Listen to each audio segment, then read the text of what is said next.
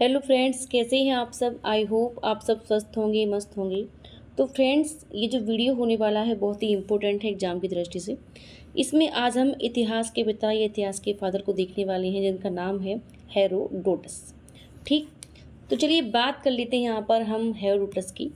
अगर यहाँ पर हम देखना चाहें हेरोडोटस को, तो सबसे पहले क्या फैक्ट निकल के आता है कि हेरोडोटस को इतिहास का जनक या पिता कहते हैं। ठीक, तो पहला क्वेश्चन यही बनेगा कि इतिहास का जनक या पिता कौन है।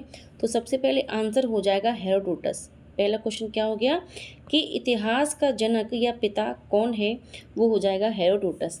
और इनको हेरोडोटस को इतिहास का जनक या पिता किसने बोला, तो वो हो जाएगा सिसरो। कौन हो जाएंगे?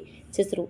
अब बात कर लेते हैं सिसरो की कि भाई सिसरो कौन थे। तो ये थे रोमन दार्शनिक। याद रखिएगा, ये रोमन के क्या थे? दार्शनिक थे। इस सिसरो ने ही हेरोडोटस को इतिहास का जनक या पिता कहा था। सिसरो ने ही हेरोडोटस को इतिहास का जनक की संज्ञा दी थी। ठीक, अब बात कर लेते हैं आगे ये है कि हिस्ट्री शब्द के पहले प्रयोगकर्ता कौन थे। बिल्कुल, हिस्ट्री शब्द का पहली बार जो प्रयोग किया था वो किया था हेरोडोटस ने। और इनकी एक प्रसिद्ध पुस्तक थी, उसका नाम था हिस्टोरिका। याद रखिएगा, क्या थी? हिस्टोरिका। इसको हिस्ट्रीज भी बोलते थे।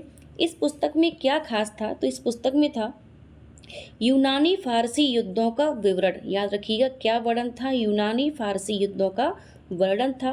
भूगोल का भी वर्णन था, ये भी याद रखिएगा कि क्या वर्णन था। और उसके अलावा भूगोल का भी यहाँ पर वर्णन था इस हिस्टोरिका में।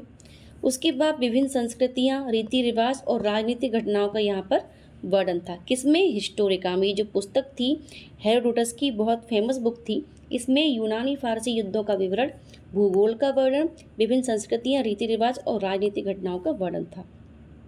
आगे देखते हैं कि जो हेरोडोटस थे उन्होंने अपने इतिहास का सब्जेक्ट किसे बनाया। अगर बात कर लेते हैं कि इतिहास का विषय क्या रहा था, वो रहा था पेलोपोनेशियन युद्ध। याद रखिएगा, पेलोपोनेशियन युद्ध है।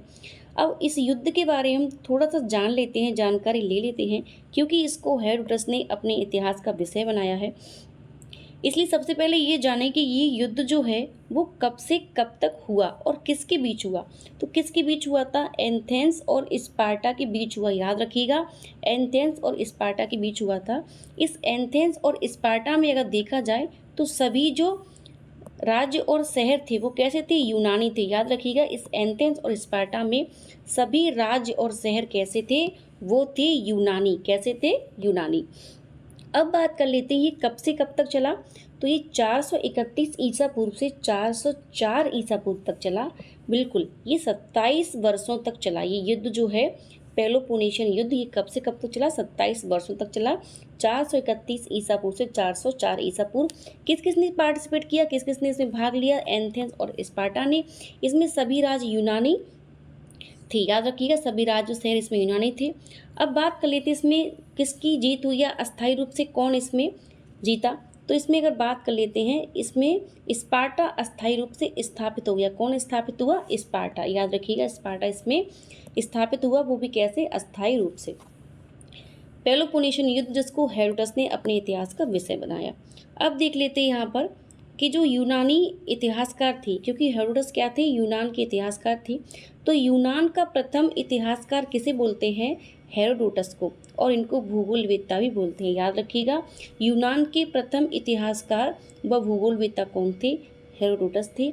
और सबसे आईएमपी इनका जो संस्कृत नाम था वो क्या था? वो था हरिदत्त। याद रखिएगा, इनका संस्कृत नाम क्या था? हरिदत्त था।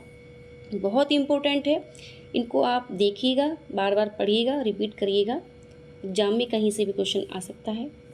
कमेंट जरूर करिएगा कि आपको मेरे वीडियो से कुछ हेल्प मिल रही है या नहीं मिल रही है। मिलते हैं अगले वीडियो में, तब तक के लिए धन्यवाद। जय हिंद, जय भारत।